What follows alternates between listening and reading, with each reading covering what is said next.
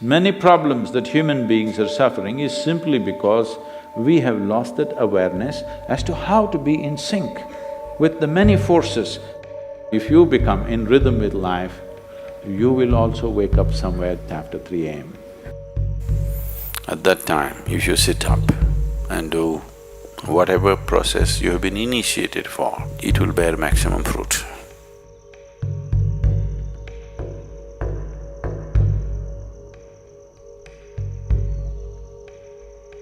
In the way the planet is spinning and what is happening, something very fundamental changes somewhere between 3:20 to 3:40. This is called Brahma Muhurtam. This is relevant only up to 33 degrees latitude. Your system, human system, functions in a certain way. It is a possibility. So, there has been an awareness about making use of this possibility. Your life is a product of many things that we call as the universe, many things that we call as existence. So we are a consequence of a certain phenomenal happening that we call as cosmos. We are not an individual existence. So when you get in sync, certain things will happen. You know, there's a cicadas in where we are in Tennessee, the US ashram, they wake up once in 17 years. Can you beat it?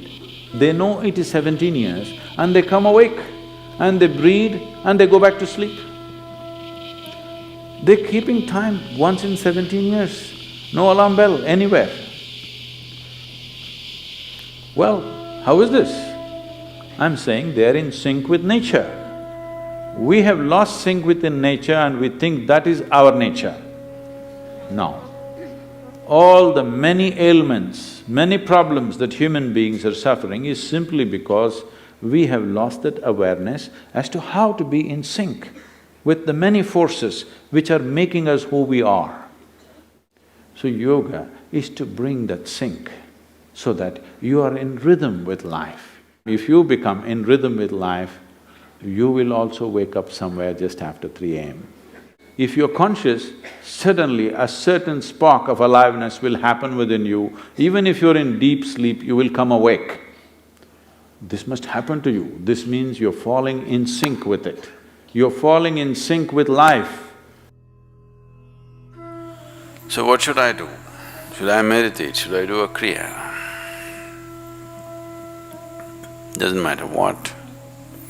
You must do a process for which you have been initiated for.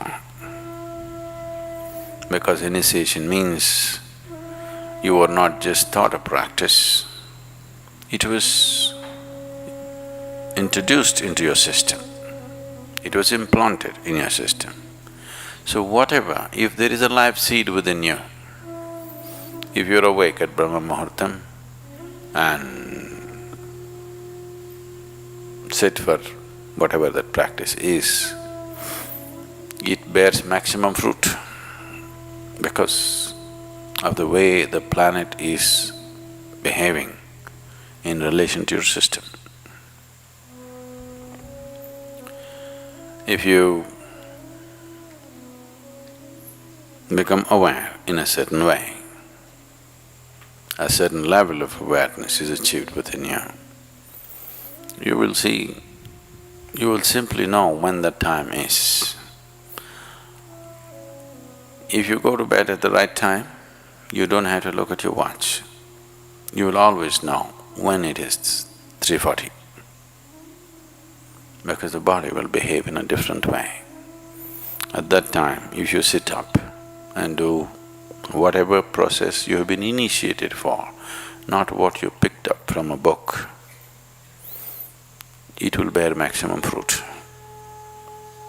The seed will get the necessary support at that time for it to sprout or spurt up more rapidly than at other times. This is only for the initiated. If you're not initiated, you're a book yogi,